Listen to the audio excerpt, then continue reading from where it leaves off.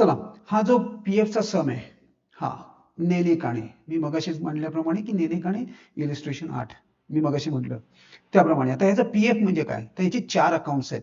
या पीएफ ची 4 अकाउंट्स आहेत. कुठे कुठे काय काय कशी अकाउंट्स आहेत आणि त्याचं काय अकाउंटिंग करायचं, हा स्पेसिफिक सम हाच पीएफ साठी आहे. मी तुम्हाला आयडेंटिफाय करून देतोय. Provident fund investment, provident fund contribution, provident fund आणि इंटरेस्ट ऑन प्रॉव्हिडंट फंड, ही जी 4 अकाउंट्स आहेत ही फार क्रुशल आहेत, इम्पॉर्टंट आहेत, महत्वाची आहेत. आता ह्याच्यातलं पोस्टिंग कसं करायचं आहे. इन्व्हेस्टमेंट हे इन्व्हेस्टमेंट आहे, म्हणजे ही असेट आहे. नंतर हे कॉन्ट्रीब्युशन आहे, हा एक्सपेन्स आहे. प्रॉव्हिडंट फंड आहे, ही लायबिलिटी आहे.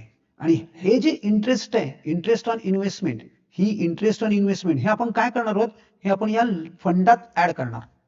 म्हणजे मला काय म्हणायचंय लगेच दाखवतो. बघा मला काय म्हणायचंय, नीट लक्ष द्या, समजून घ्या.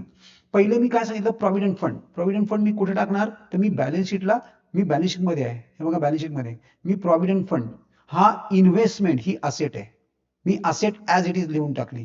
नंतर नंतर माझा प्रॉव्हिडंट फंड कॉन्ट्रीब्युशन हा माझा एक्सपेन्स आहे आणि तो profit and loss employee related expenses आहे, एम्प्लॉई रिलेटेड एक्सपेन्सेस, म्हणून मी तो प्रॉफिट अँड लॉसला एक्सपेन्स मध्ये टाकला, प्रॉफिट अँड लॉसला एक्सपेन्सेस मध्ये टाकला. आणि आणि मी मगाशी म्हणल्याप्रमाणे माझा नुसता प्रॉव्हिडंट फंड, नुसता प्रॉव्हिडंट फंड हा मी लायबिलिटी म्हणून ट्रीट केली. आणि त्याचा जो इंटरेस्ट आहे, या इन्व्हेस्टमेंट वरचा जो इंटरेस्ट आहे, ह्या इन्व्हेस्टमेंट वरचं जे इंटरेस्ट आहे ते मी फंडात ऍड केलंय आणि आउटरला ते फिगर घेऊन आलोय.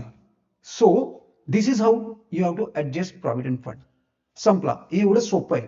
4 तर अकाउंट्स आहेत, नीट फक्त पोस्टिंग समजून घ्यायचंय. बाकी तुम्हाला ऍडजस्टमेंट फारशी काही नाहीये, फक्त नीट समजून घ्या. नेणे काणे हे त्या ह्याचं नाव आहे.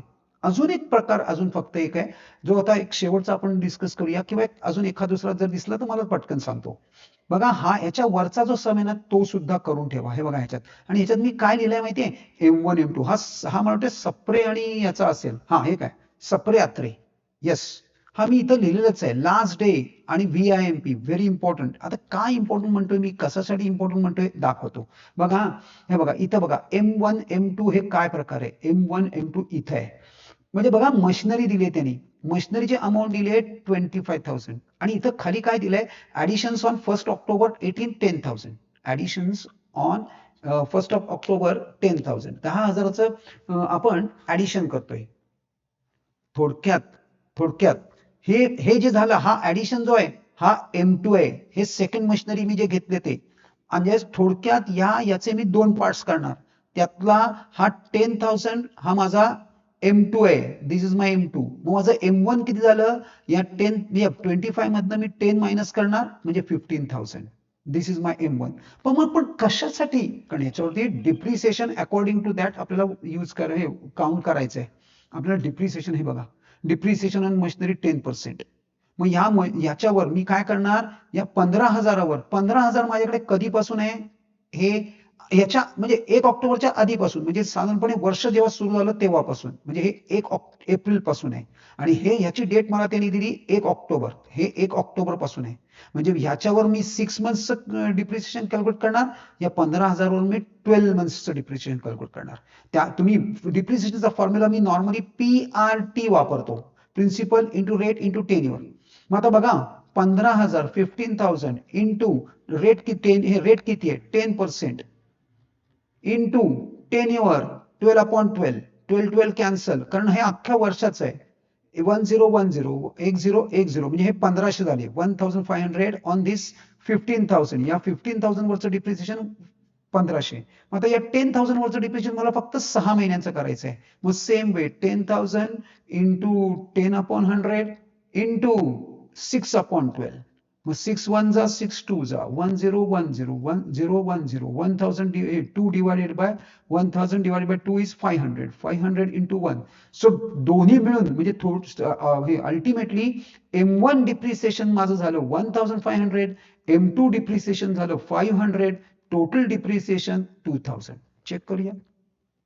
बघा मी काय म्हणतोय, हे बघा इथे तुम्हाला डिप्रिसिएशन कळून येईल. लँड अँड बिल्डिंग, हे बघा 2000 प्लांट अँड मशिनरी.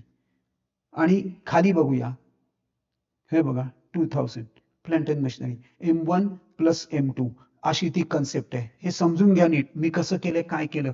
मी म्हणून सांगतोय तुम्हाला, ही मी मुद्दामच अशाच इथं घेऊन आलोय की जेणेकरून तुम्हाला पटापटापटा हे समजून येईल. असे सम्स आहेत.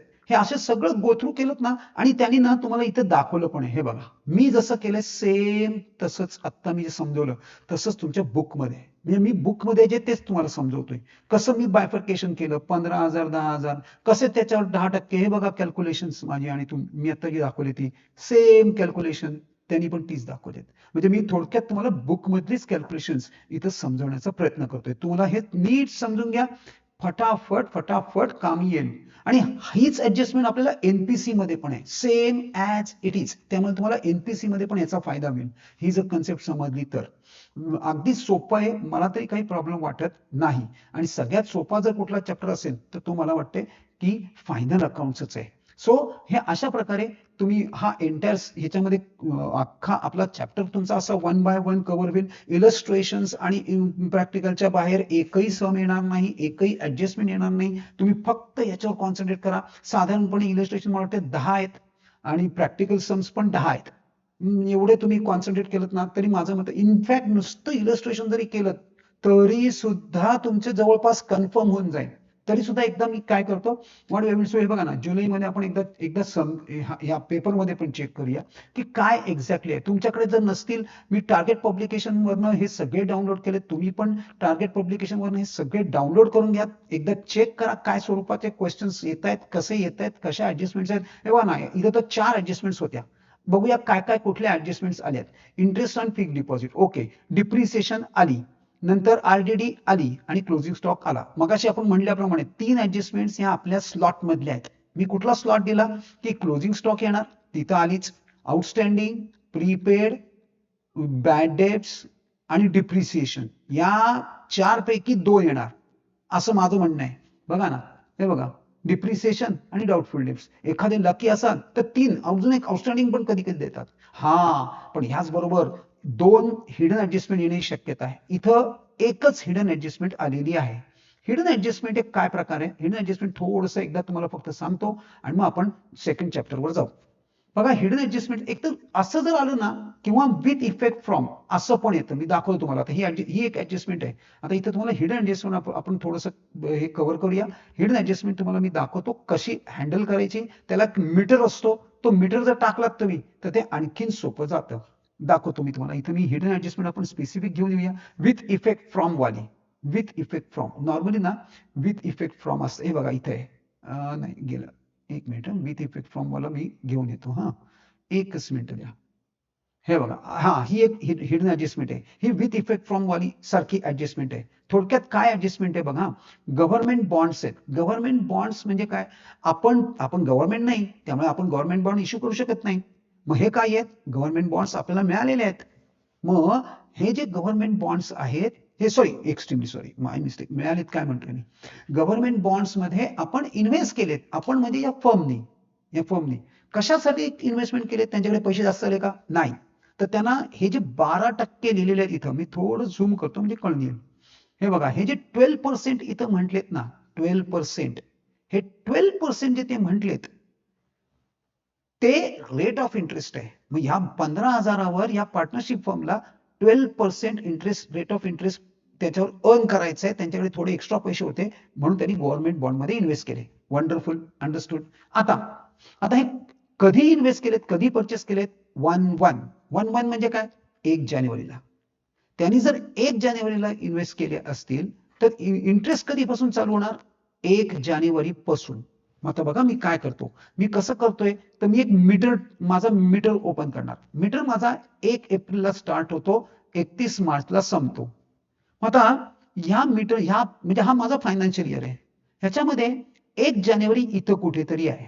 1 जानेवारी हा माझा 19 आहे आणि हे माझं 18 आहे, याच्याप्रमाणे. आणि हा माझा 1/1 आहे, 1/1/19 आहे. चलो, समज में आ गया. आता ते काय म्हणतायत, गव्हर्नमेंट बॉन्ड मी इथून घेतला. आता मला सांगा, तुम्ही 1/1 जर घेतला असेल तर तुम्हाला इंटरेस्ट 1/4 पासून मिळणार का 1/1 पासून मिळणार? ऑब्व्हियसली 1/1 पासून. बर, आपलं वर्ष कधी संपतंय, 31 मार्चला. मग आता आपण पुढच्या वर्षाचं अकाउंटिंग किंवा पुढच्या वर्षाचं इंटरेस्ट या वर्षात घेऊ शकतो का, नाही. मग आता मला मला बघा काय करायचंय, मला थोडक्यात काउंट करायचंय की इथपासून इथपर्यंतचा पिरियड म्हणजेच किती महिने झाले ते मला काउंट करायचे. ते किती महिने झाले? 3 महिने. मग मी इथं लिहितो 3 आणि माझ्याकडे वर्षाचे महिने किती आहेत? 12. म्हणजे हा निघाला माझा टेन्युअर. हा निघाला माझा टेन्युअर. आणि माझा इंटरेस्टचा फॉर्म्युला आहे PRT, principal into rate into tenure. बघा आता मी माझं प्रिन्सिपल किती आहे? 15,000.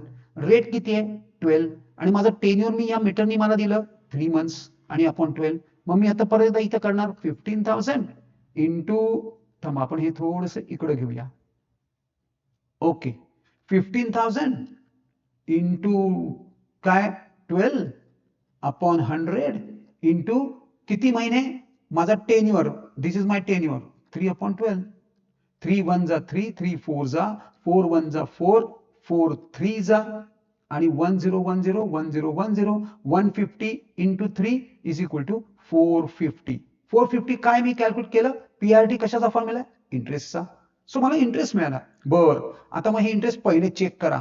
पहिले काय चेक करा? ऑलरेडी तुम्हाला इंटरेस्ट मिळाला आहे का? इंटरेस्ट मिळालेलं कुठे समजतं? इकडं क्रेडिटला. इथे मला 450 ची कुठलीच अमाऊंट दिसत नाही, तरी सुद्धा मी परत एकदा सगळं चेक करतो की काय इंटरेस्ट वगैरे काही आहे का. नाही, इथे मला कुठेही इंटरेस्ट दिसत नाही. म्हणजे हा अख्खं 450 रुपये 450 रुपीज इंटरेस्ट हे आउटस्टँडिंग आहे. मग चला आता मला एक आयडिया आली काय करायचंय. This is hidden adjustment. ही हिडन ऍडजस्टमेंट आहे. मग आता ही हिडन ऍडजस्टमेंट कशी केली आहे बघा. एकतर इंटरेस्ट ऑन गव्हर्नमेंट बॉन्ड, हे बघा interest on government bonds receivable, याला रिसिवेबल म्हणजेच आउटस्टँडिंग म्हणणार. म्हणून मी हे माझं इन्कम आहे, म्हणून सगळ्यात पहिले मी प्रॉफिट अँड लॉसला, हे बघा आपल्या प्रॉफिट अँड लॉसला मी ते बुक केलं. आणि सेकंड इफेक्ट इन्कम आउटस्टँडिंग ही माझी असेट आहे. इन्कम आउटस्टँडिंग ही माझी असेट आहे. बघा मी काय करते. इन्कम इन्कम माझी इन्कम आउटस्टँडिंग रिसिवेबल ही माझी असेट आहे. म्हणून मी पहिले गव्हर्नमेंट बॉन्ड इनरला लिहिले आणि त्यात ते इंटरेस्ट ऍड करून आउटरला लिहून टाकले. पण मी असं का करतोय? कारण जेव्हा मला गव्हर्नमेंट बॉन्ड पैसे मिळणार आहेत तेव्हा ह्या इंटरेस्ट सकट मिळणार आहेत. म्हणून म्हणजे थोडक्यात हे गव्हर्नमेंट बॉन्डची इंटरेस्ट हे अमाऊंट वाढली म्हणून मी ते याच्यात इन्क्लूड केलेलं आहे. So what we will do, अशा प्रकारे तुम्ही एक एक करत सगळं गो थ्रू करा. ह्याच्या ज्या वर्किंग नोट्स आहेत हे बघा, इथे त्यांनी वर्किंग नोट देऊन टाकली बघा. मी जी वर्किंग नोट केली, जे मी सांगितलं ते फक्त बुक मधलं बघून सांगितलंय, जसंच्या तसं तुम्हाला दिलंय. सो हे तुम्ही असं सुद्धा कॅल्क्युलेट करू शकाल. सो आपण ह्या इथं हे बघा, हे त्यांनी इथं कॅल्क्युलेशन्स मी जे कॅल्क्युलेशन्स केले ते इथे दिलेत, पण इथली परहॅप्स कॅल्क्युलेशन चुकली असण्याची शक्यता आहे. तुम्ही एकदा पाहिजे तर व्हेरिफिकेशन म्हणून तुम्ही तुमच्या कॅल्क्युलेटरवर करून बघा. हे 1800 होत नाहीये, पण हे 12 मंथ्सचं आहे, 3 मंथ्सचं किती वगैरे हे सगळं तुम्ही जर नीट कॅल्क्युलेशन्स केली तर answer will be 450 here. So अशा प्रकारे तुम्ही हा अख्खा हे चॅप्टर 1 हा गो थ्रू करा. एकदम काहीही प्रॉब्लेम येणार नाही. आणि एक साधारणपणे 3-4 तासात किंवा एक तुम्हाला तसे सुद्धा 3 दिवस आहेत, एक अर्ध्या दिवसात हाफ अ डे मध्ये तुमचं जवळपास सगळं. आणि साईड बाय नोटबुक घेऊन ठेवा. आणि आता फायनल काही नका, कच्चं करा सगळं. रफ कसं करायचं माहितीये? एक टी फॉर्म करायचं आणि तुम्हाला बरोबर पोस्टिंग येते ना बघता बघायचं. आता फार मोठ्या प्रमाणात कॅल्क्युलेशन्स आणि सगळे सम करत बसलेत तर ते होणार नाहीत. आणि बाय द वे हे 2-3 दिवस जे उरलेत ना, हे तर तुम्ही एसपी आणि ओसी करणार. म्हणजे ह्या 2-3 दिवसात तर काही करूच शकणार नाही तुम्ही. आता एकदम ओसीचा पेपर झाल्याशिवाय तुम्हाला तुमच्याकडे काहीही वेळ नाही. कारण पहिले एक तर इंग्लिश, नंतर एसपी, ओसी, आता ह्याची तयारी करणार तुम्ही. जर्मन असेल त्यांचा ते जर्मन्स करणार आहे, जर्मनचा स्टडी करणार obviously. Yes. So it is like this. So मी ह्या अशा प्रकारे तुम्ही हा पहिला चॅप्टर आपण इथं कन्क्लूड करूया. या पद्धतीने तुम्ही सगळं हे चेक करा आणि माझ्या हिशोबाने तरी कुठे प्रॉब्लेम यायला नकोय. आणि स्पेशल मेन्शन परत एकदा सांगतो की कॅल्क्युलेट द फॉलोइंग जे आहे त्याच्यावर भर द्या. कॅल्क्युलेट द फॉलोइंग पटापट येतंय ना ते चेक करा. चलो चॅप्टर नंबर 2 ला जाऊया.